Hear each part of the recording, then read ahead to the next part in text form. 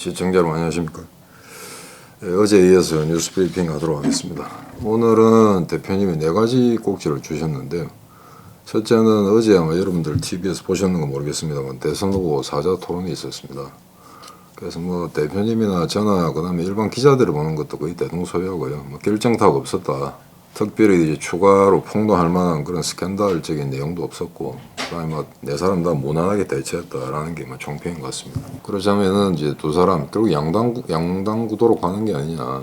그래서 지금 제3의 제4의 후보가 대선 결과에 큰 영향을 미치지 않을 것 같다는 게 어제 그 대선 사자 토론에서 나온 뭐 대부분 잠정적인 결론 같습니다. 근데 이제 중립적인 입장에서 이야기한 사람들 좀 이야기 들어보면은 윤석열이가 생각보다 뭐 잘했다. 왜냐면 그 이전에 그 언론에 대한 태도라든가 공개석상에서 말하는 걸 보면 좀 어젠가 좀 준비가 안 됐고 서툴고 한데 뭐 나름 그런 한계를 지니고 있는 상태에서는 뭐 나름 선방인 것 같다라는 뭐 지적이 있었습니다. 그리고 이재명은 오히려 좀 대장동 문제 때문에 좀 수세에 몰리는 듯한 분위기이긴 한데 뭐 크게 실수를 하진 않은 것 같다라는 게 대부분의 총평인 것 같고요. 그런데 이제 이재명이가 여기서 이제 안보 문제 이야기를 다루는 가운데 굉장히 이제 친중적인 색채를 드러냈죠. 뭐 중국의 눈치를 중국의 신기가 어떠니 이딴 소리 한 거. 이건 아마 별로 지금 국민들 정세에 별로 좋지 않을 겁니다. 특히 젊은 세대들한테는. 그래서 이거는 그 사람들은 작은 실수라고 해야 될 것 같고. 근데 이제 안보 문제는 대부분이 윤석열로 준비를 잘 했다고 하는데, 근데 아마 그 이재명의 어떤 친중적인 발언, 그걸 가지고 굴정적인 친중 4대 외교다라고 명확한 단어를 써서 공략한 거는 아마 안철수 후보 같습니다. 그런 점에서는 안보 문제에 있어서는 뭐 윤석열하고 안철수가 대강의 뭐 뜻은 비슷하다라고 해석하시면 될 것 같고요. 그래서 어제 뭐 특별히 기대하시지도 않았겠지만 뭐 결과로 봐서는 뭐 크게 앞으로 대선에 뭐 여러 번 또 토론이 기회가 있겠습니다만 그 토론을 통해서 전체적인 분위기가 바뀌거나 아니면 1위 후보가 역전되거나 하는 그런 극적인 드라마는 나오기 힘들지 않겠느냐. 그렇게 보시는 게 나을 것 같은데, 거기 보면 이제 대장동 토론에 이런 게 있었죠. 대장동을 갖다 윤석열이가 자꾸 물고 늘어지니까 그에 대한 답변하지 않고, 그러면 부산 저축은행 사건은 어떻다는 둥, 김만배 누나가 뭐 집 살아가지고 집 사서 뭐 팔았다는 이런 내용들, 그거 가지고 윤석열한테 반박하지 않았습니까? 그러면 윤석열이 거기서 바로 이렇게 이야기하죠. 내가 묻는 질문에 답해라 임마라고 해야 됩니다. 그냥 꼭 보면 동문서다가 빠지는 그런 경우가 있거든요. 제가 내가 국민학교 때 그런 적 있었어요. 맨날 이 핑계만 대는 놈이 하나 있었어요. 그러니까 굉장히 나쁜 짓을 해가지고 선생이 야만 이거 했지? 라고 물었는데 그러면 그 학생은 예 했습니다 안 했습니다 라고 하면 되거든요. 근데 답변이 어떻게 나오는가? 철거하고 광수도 했습니다. 이래 나온 거야. 그냥 그 선생 열받아가지고 야 놈아 니는 네가 해놓고 친구들까지 배신해서 팔아먹어 이래가지고 야 철거해 광수 나와라 이 새끼 열대 지박아 이랬거든요. 그런 식으로 대처를 했어야 된다 겁니다. 그러니까 정확한 질문에 답을 안 하고 그냥 회피해가 나가버린 거죠, 이재명이가.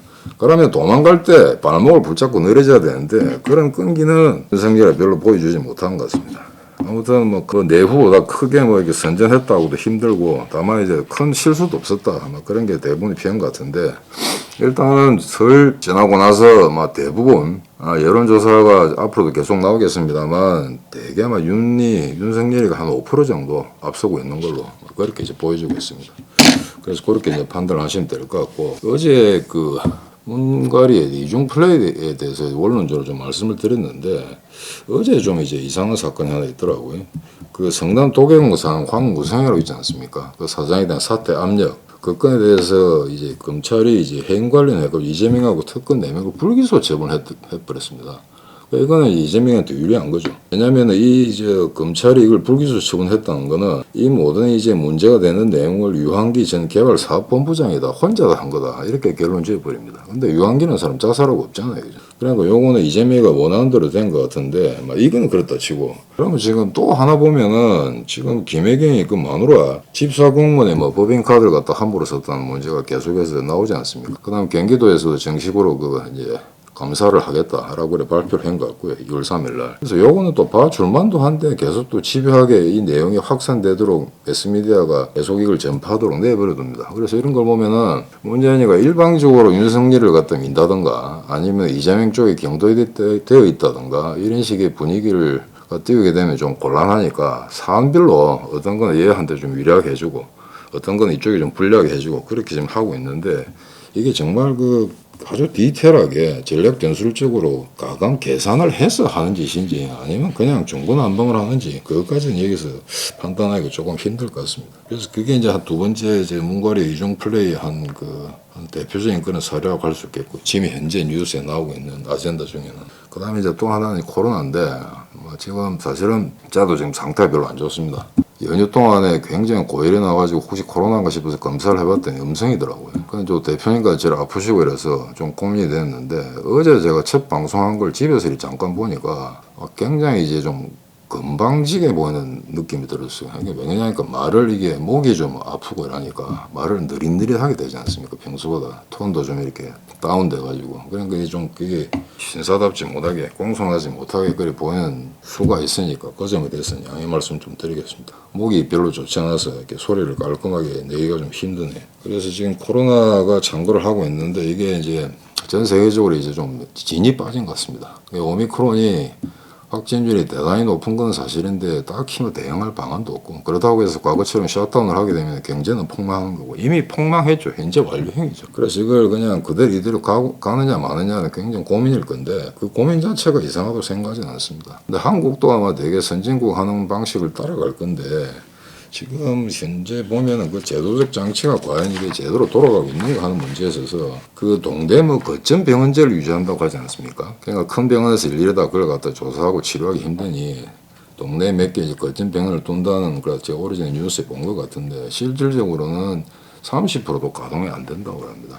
그래서 이게 이제 그 동네 병원하고 제대로 연락처가 돼 있는지 이런 것도 좀 의심스러운 것 같고요. 그 다음에 이제 서울 시내에 19개의 어떤 그 신속 항원 검사가 있었는데 이게 보면은 굉장히 오류가 많다는 거죠. 감염자 1명을 대상으로 했는데 그 중에 뭐 그 6명이 음성이라고 판정이 났는데 알고 보니까 그게 오판이더라. 잘못 진단한 거더라. 뭐 이런 이야기입니다. 그래서 얼마 전에 저도 약국에서 그 진단키트를 갖다 사러 갔는데 진단키트가 몇 개 없다고 그러더라고요. 약국마다 거의 다 팔리고 가격도 꽤 센 것 같습니다. 그러니까 2조 한 개로 해가지고 이제 2개죠. 2개가 든 게 한 세트로 해가지고 그래 갖다 16,000원 팔고 있던데 그래서 이대로 가게 되면은 진짜 굉장히 많은데 그럼에도 불구하고 지금 인구 100명당 전 세계 이제 확진 조사율은 굉장히 낮지 않습니까? 예전에 120에 130이 갔다 왔다 하거든요. 그 말은 제대로 검사를 다 하면 지금보다 훨씬 2배, 3배 많은 확진자가 나온다는 이야기겠죠. 그래서 이게 이 추세대로 간다면 3월 말쯤 되면은 대선 끝나고 나서 우리 3만, 4만 정도의 확진자가 나오는 게 아닌가.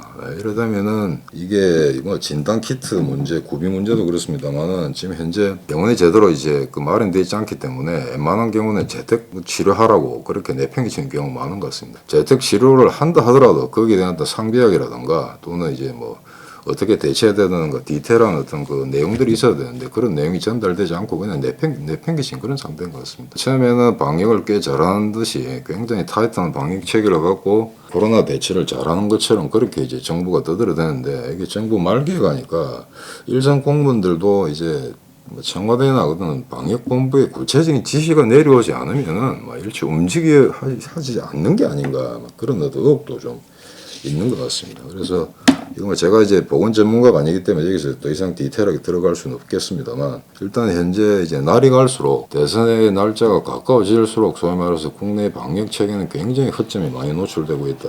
그런 점을 여러분들 한번 상기시켜 드리고 싶습니다.